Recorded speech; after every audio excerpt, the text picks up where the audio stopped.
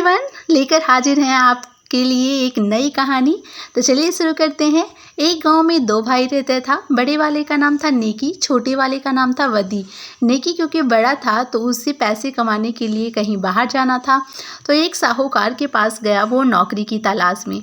साहूकार की एक शर्त थी कि तुम्हें नौकरी पे तो हम रख लेंगे, लेकिन हमारी ये शर्त है कि तुम्हें हम खाने में देंगे 2 डब्बू चावल देंगे, 1 डब्बू दाल देंगे। अगर कहीं तुमने आनाकानी की तो तुम्हारे नाक कान काट लेंगे। अब भाई शुरू में तो सभी को नौकरी अच्छी ही लगती है, सभी शर्त तो उसने मान ली। अब बहुत सारा वो साहूकार उससे काम करवाता था, लेकिन खाने में बस 2 डब्बू चावल 1 डब्बू दाल देता था। अब कितने दिनों तक इतना चलने वाला है? 10 दिन हुआ, 15 दिन हुआ, लेकिन फिर उसने धीरे से कहा कि सेठ जी, हमें थोड़ी और भूख लगती है, थोड़ा सा और चावल मिल जाता तो साहूकार ने कहा कि तुम्हें याद नहीं है, ये हमारी शर्त थी, तुमने आनाकानी की है, इसलिए तुम्हारे नाक कान अब काट लिए जाएंगे। तो साहूकार ने नेकी के नाक कान काट लिए। अब नेकी घर को पहुंचा तो बदी देखा कि उसके नाक कान कटे हुए हैं उसके भाई के, तो उसने सारी कथा सुनी। नेकी ने अपनी पूरी कथा कह सुनाई अपने भाई को। भाई बोला कि ठीक है, अब मैं आपका बदला लेकर आता हूँ उस साहूकार से। वो भी गया नौकरी के लिए, तो साहूकार ने फिर वही शर्त रखी। तो बोला ठीक है, लेकिन मेरी भी एक शर्त है कि आपने भी अगर मेरे काम में आनाकानी की तो आपके भी नाक कान काट लिए जाएंगे। साहूकार बोला ठीक है भैया, मैं क्यों आनाकानी करूँगा, तुम काम करोगे ही तो। शर्त दोनों तरफ से इस बार लग गई थी। तो क्या हुआ कि साहूकार ने बदी को काम करने को बोलता। साहूकार ने बदी को कहा कि तुम जाओ, गन्ने खेत में लगे हुए हैं, उसकी मिट्टी को उलट पलट कर दो। उसने पूरे के पूरे गन्ने उखाड़ दिए थे। अब साहूकार क्या करता, कुछ कर तो सकता नहीं था। फिर उसने दूसरा काम दिया। वो बोला कि जाओ, जाकर बकरी चराओ। तो क्या किया बदी ने, बकरी चराने गया तो बकरी की सारे मांस को बेच दिया और उसकी खलड़ी को पेड़ पे चढ़ा दिया। सारी बकरी को, खलड़ी को पेड़ पे चढ़ा दिया और बोला साहूकार के पास जाकर, देखिए ना क्या हो गया, बकरी सब पेड़ पे चढ़ गई है। तो साहूकार ने कहा कि इसे हिलाओ, जल्दी से इसे उतारो। तो पेड़ को उसने हिलाया और सारी बकरी की खाल नीचे गिर गई। तो वो बोला कि देखा आपकी वजह से क्या हो गया, बकरी ये सारे मर गए। अब साहूकार को बड़ी परेशानी हो रही थी। फिर साहूकार ने उसे दूसरा काम दिया घोड़े चराने का काम। अब इसमें क्या करेगा, तो क्या किया बदी ने, सारे घोड़े को बेच दिया और एक की पूंछ काट ली और पूंछ को एक बिल में घुसा दिया। फिर गया साहूकार के पास कहते कहते कि साहूकार चलिए चलिए, सारे घोड़े बिल में जा रहे हैं। अब गया साहूकार तो देखता है सही में उसकी एक पूंछ निकली हुई है। तो बदी को कहा साहूकार ने कि तुम जल्दी से पूंछ निकालो, खींचो तो घोड़ा बाहर निकल आएगा।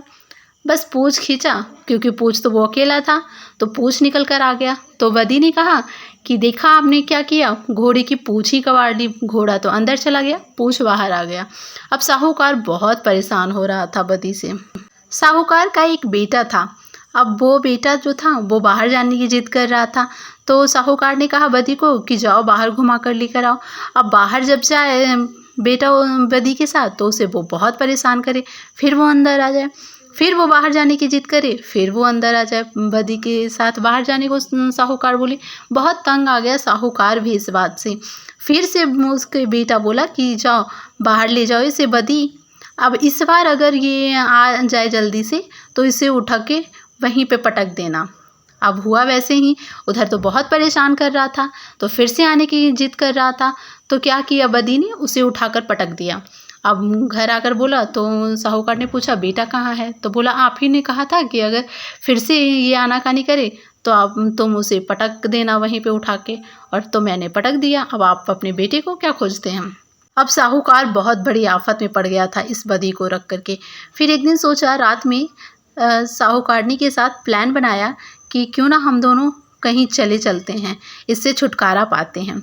एक बक्से में सारा सामान बांधा और बदी को इसकी बात पता चल गई। बदी क्या किया, बक्से में सामान निकाल कर खुद वो बैठ गया। अब साहूकार चलता जा रहा है तो वो बोल रहा है साहूकारनी से कि तुमने ये सामान ज़्यादा रख लिया था, बहुत भारी है।